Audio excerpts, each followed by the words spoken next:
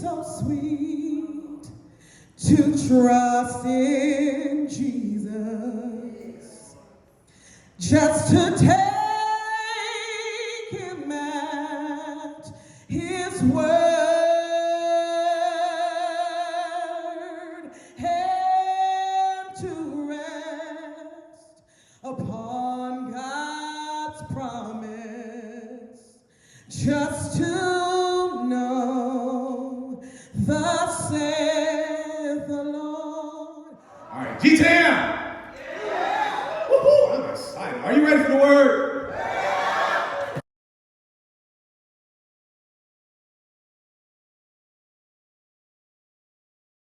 John chapter number 14, verses 11 and 12 says, "Believe me that I am in the Father and the Father in me. If you don't believe me because of what I've said, then believe me for the what?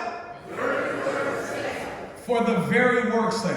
Right? If you don't believe me because I said it, go ahead and take a look at what I've done. Now let's look at verse number 12. "Verily, verily, truly, truly, for sure, I say unto you, he that believeth on me," the same thing that I'm doing, the works that I do, you're going to do them too. The same miracles, the same acts of service, the same inspired teaching that I'm doing. If you believe on me, guess what? You're going to do them too. Not only are you going to do the works that I'm doing, but you're going to do even greater works.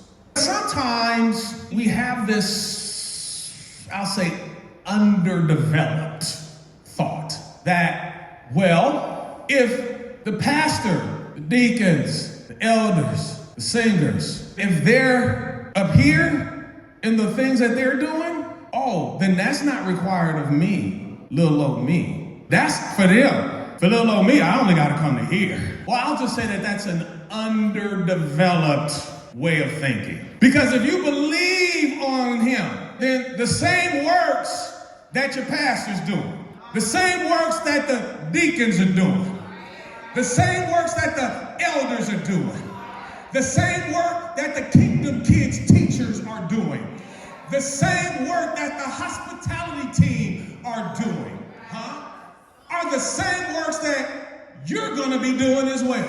It's just little old me, and I'm just here. No, baby. You start out at least here. But let me manage your expectations. Don't you get satisfied with being right here. Because Jesus said, but you're going to do even greater works. The people that you are looking at, that you are saying are up here, ain't going to be here always. He said, because I'm going off to my Father. Jesus said, I ain't going to be with you always. I ain't going to be here always. When I'm not here, because I'm not going to be here always, I expect that in my absence, you are going to flourish and do even greater works. We're going to talk a little bit about legacy and succession planning, but we're going to look at it from both perspectives. Because both the incumbent and the successor have to be prepared for what's next. Jesus spent 3.5 years preparing his disciples for what's next. Those who are coming next, you have to come alongside whoever is in the role now, but not just to watch, but to do the work. There are no shortcuts. You have to be willing to do the work. Not only can you not have the successor coming in and telling the incumbent what to do, you also can't have the incumbent afraid of being displaced by their successor. I ain't gonna show you because then you're gonna be replacing me. I ain't fenced to tell somebody how to do my job and put myself out of a role. That, I would say, is insecurity, arrogance. You can't be afraid to be displaced because the goal is not self-preservation. The goal is to advance the cause.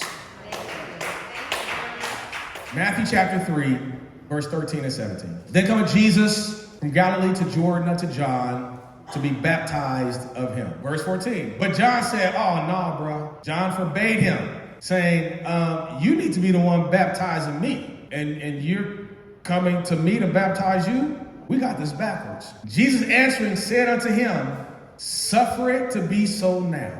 In other words, I'm not going to dispute it with you, what you said, John, but I need you to go ahead and do this anyway. Go ahead and baptize me anyway.